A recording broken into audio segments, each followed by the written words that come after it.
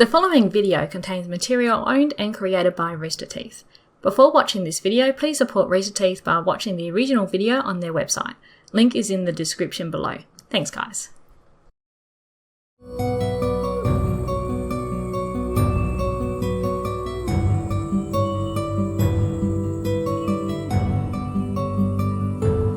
G'day my fellow nerds, my name is Larissa and today I am reacting to the RWBY Volume 4 World of Remnant Faunus. So make sure you check out the original video. I'll pop a link in the description below.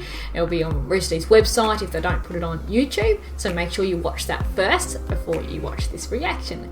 So this is the second one since Volume 4 started, and the last one was about between the kingdoms, and it features of bandits and everything in it, which was really interesting. So make sure you check my reaction to that. I popped up in the card section above. So that was really interesting, and I love these with Crow, Drunkle Crow. They're good. It's got his sense of humour in it too, so it makes them entertaining. But especially excited for this one because we don't know much about the Faunuses, so we're good to learn some more about them, and also because we're going to be seeing the menagerie very soon in Volume 4.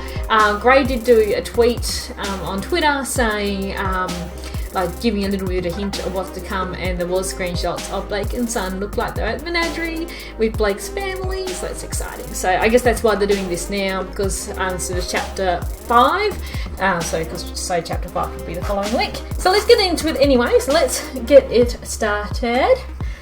Okay, I haven't tested volume, so hopefully it's not too loud in my eardrums. It makes me go deaf.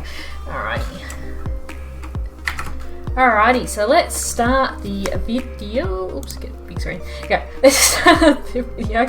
Starting it in 3, 2, 1, go. Yes, a little loud. Sorry, I just quickly turn it down just a smidgy.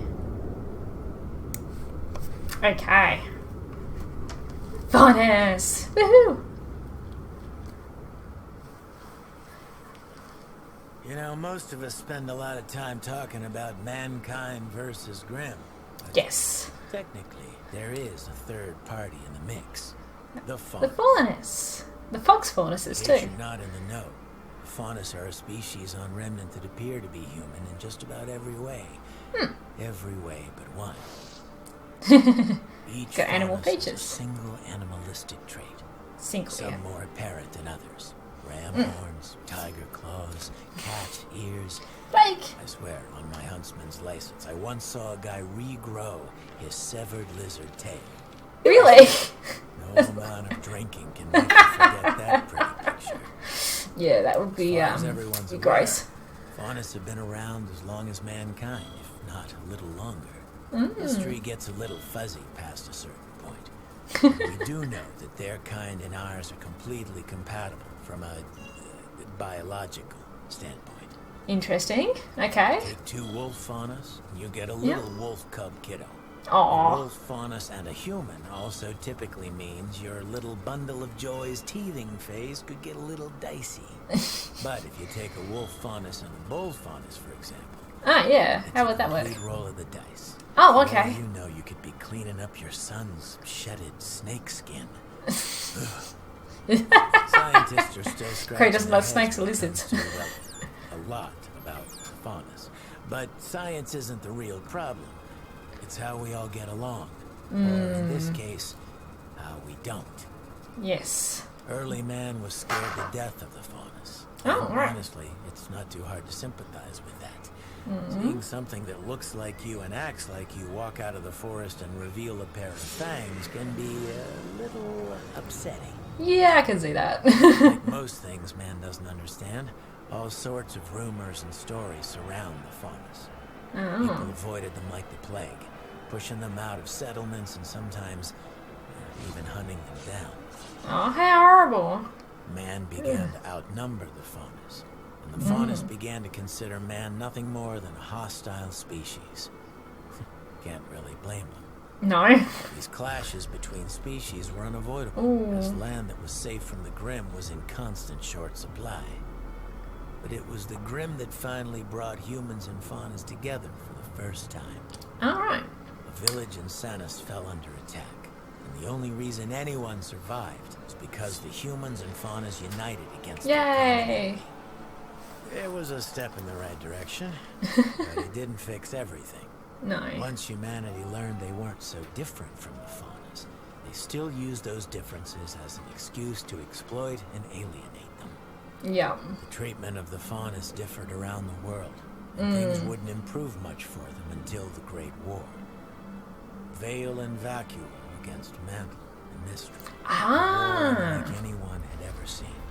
And when it was over, the world was desperate to find compromises. We just don't know much about the Great War either. See the likes of it again. Faunus were awarded equal rights as citizens of Remnant, and as an apology, they were given an entire continent of their own to do with as they pleased. The menagerie.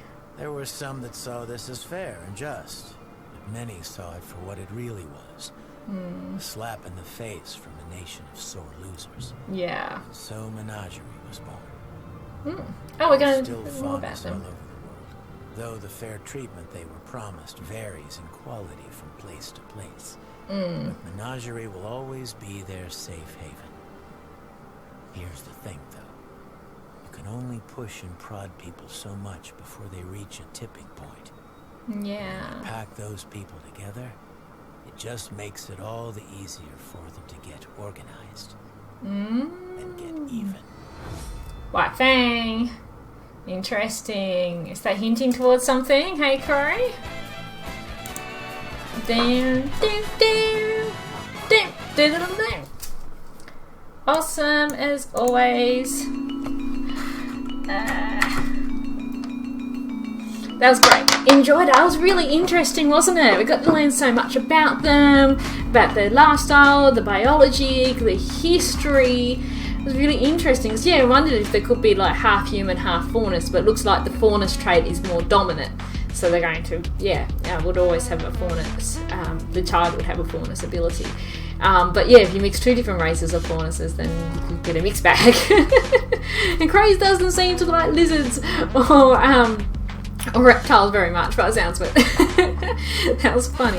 That was really cool, really interesting. And the Great War, okay, so, because, we didn't know too much about that, so it's interesting, the different, hang on, let me get that up just a second. So I'm back, I had to look it up, go back to it. So it was Veil and Vacuole against Mantle and Mistral. Mantle, of course, being Atlas.